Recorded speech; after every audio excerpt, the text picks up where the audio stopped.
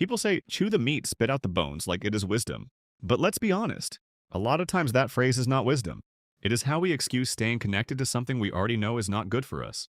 Yes, the Bible says to test everything and hold fast to what is good.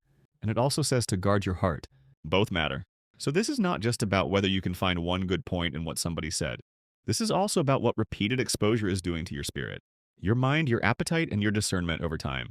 Because if every time you listen to someone, you already know you are going to have to sort through pride, harshness, confusion, manipulation, mockery, flesh, or mixture just to find a little truth, why do you keep calling that safe? That is the question.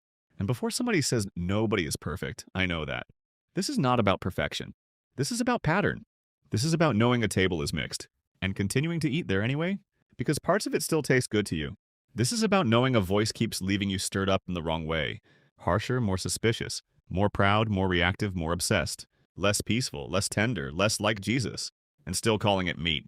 This is about the way we get emotionally attached to certain voices. Because they say some things we like, validate some pain we carry, expose what we already wanted exposed, or make us feel sharp, aware, and superior. And because they are not wrong about everything, we keep making excuses for what is deeply wrong. That is real. And tone matters too. Yes, truth is truth.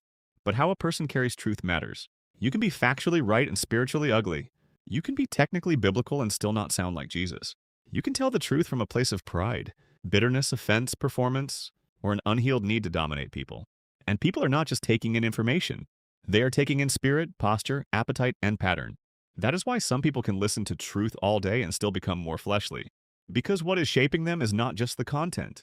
It is the way it is being carried. So no, this is not me saying you cannot discern. It is me asking why some of us are so committed to proving we can filter what God may be telling us to stop feeding on.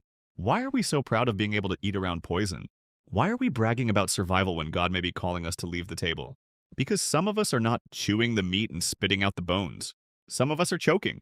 And we keep calling it discernment when really we have become desensitized. Discernment is not just knowing what is good, it is also knowing what is no longer healthy to keep consuming. At some point, maturity is not proving how much mixture you can handle. It is being honest enough to admit that mixture has been handling you. Not every voice that feeds you is feeding you well.